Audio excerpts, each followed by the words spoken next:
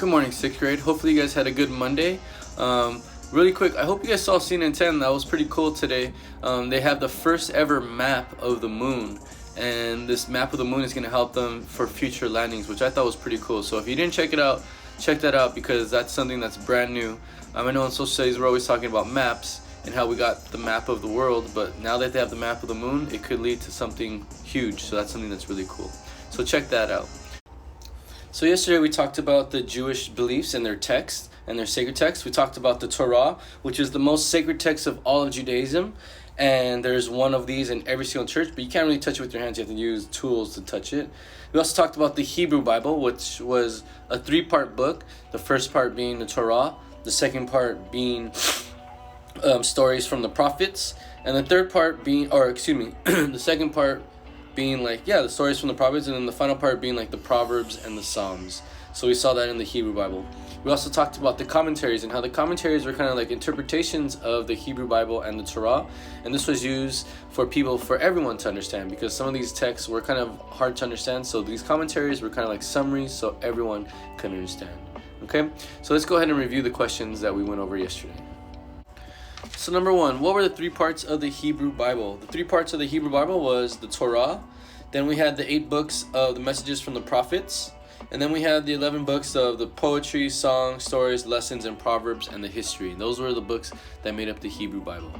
Number 2, what were the main sacred texts of Judaism?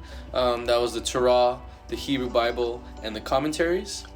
And number 3, why do you think the commentaries were so significant to many Jews?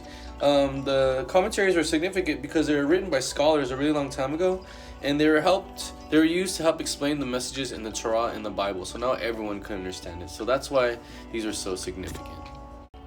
So today what we're going to do is we're going to talk about these things called the Dead Sea Scrolls, and this was this letter or this note that they found in the sea, and it has all these messages that talk about the Jewish beliefs. So we're going to talk about that, and we're also going to talk about how Judaism affected or influenced other cultures. So let's go ahead and get into that for today.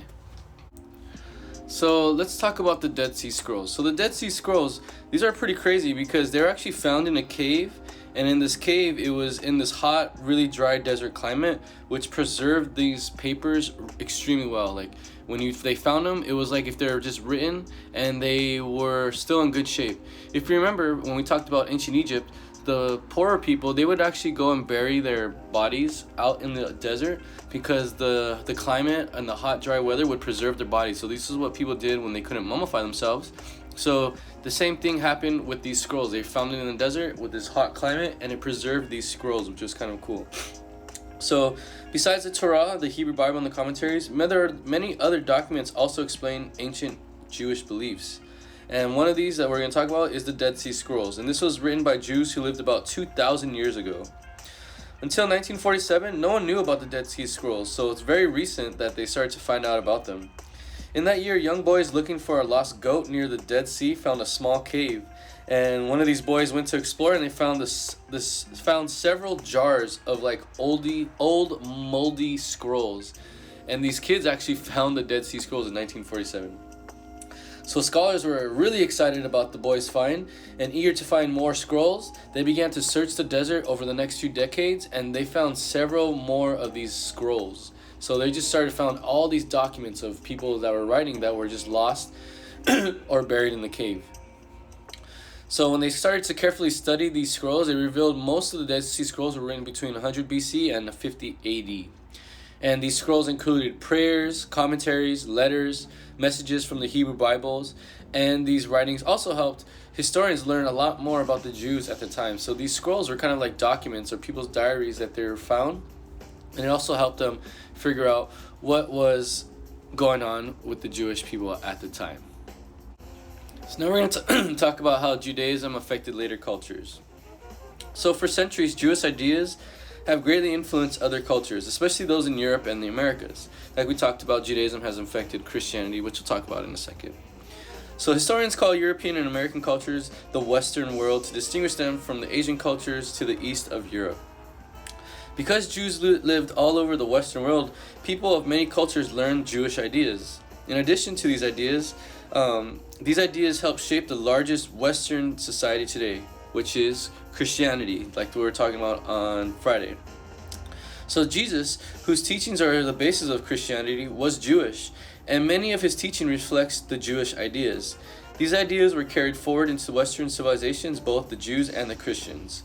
Judaism also influenced the development of other major religions, such as Islam, and the followers of Islam are Muslims. The first people to adopt Islam believed that the Hebrews were like descendants of Abraham. So how are Jewish ideas reflected in our society? Well, many people still look at the Ten Commandments as a guide of how we should live. For example, people are not expected to lie or cheat, and they're expected to honor their parents, families, and their neighbors. Although these ideas are not unique to Judaism, it is through the Jews that they entered the Western culture. So even though these seem like normal rules, thanks to the Jewish people that they found them, it's so normal to us because we've been influenced by them. So not all the ideas adopted from the Jewish teachings stem from the Ten Commandments, though.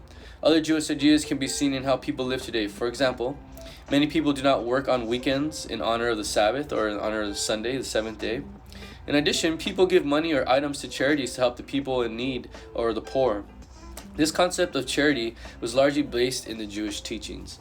So a lot of things that we do to this day are actually based in Jewish teachings, even though we may not know it and we just think they're as normal just because we've been so culturalized to them. So that's how the Judaism has affected our later cultures.